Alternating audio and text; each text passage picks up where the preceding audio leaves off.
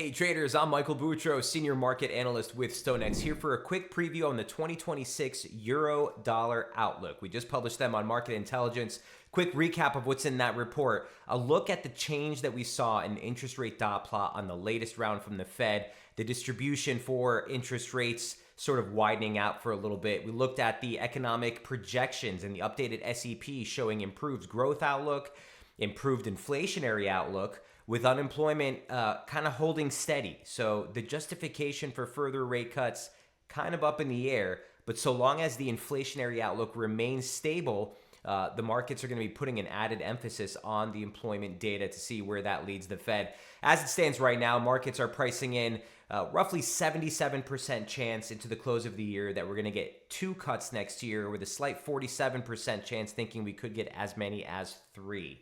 So the data is really going to be the devil's in the details, as always. We got the updated interest rate decision from the ECB just ahead of this release, and no interest or no surprise there, no change to the interest rate. It's unlikely that the ECB will be moving on rates throughout 2026.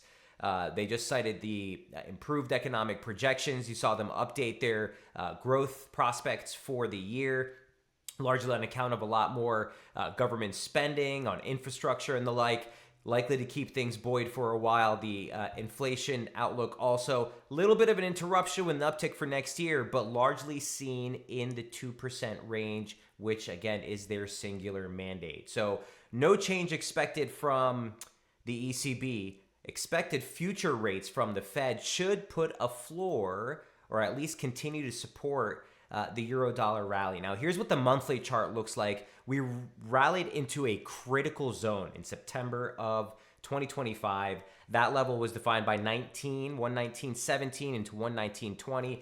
Just major technical confluence zone there. And while the broader uptrend remains in play, the immediate advance into the start of the year might be a little stretched. If you look at monthly RSI, it's the highest levels that we've seen since 2021 and then 2018 rather.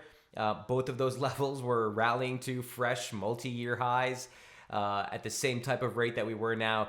Just suggests that you're at risk for a correction within the broader uptrend, probably in the first half of 2026. But the larger trend still remains constructive while above the median line for this multi-year formation. Here's what it looks like on the the weekly charts.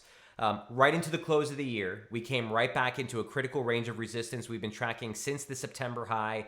That's the 2025 high close, 1775, the 618 retracement of that decline at 1746, and then the high week close is right in there as well. So we're looking for an inevitable focal range break here, right into the yearly cross to give us sort of near-term direction. Broader trade remains constructive while above 112.50. You need that breach above 120.20 to really open up the next topside targets and the next major advance in euro. Don't forget to check out that forecast for a full breakdown of all these levels and these charts. Till then, best of luck trading and have an awesome 2026. Cheers.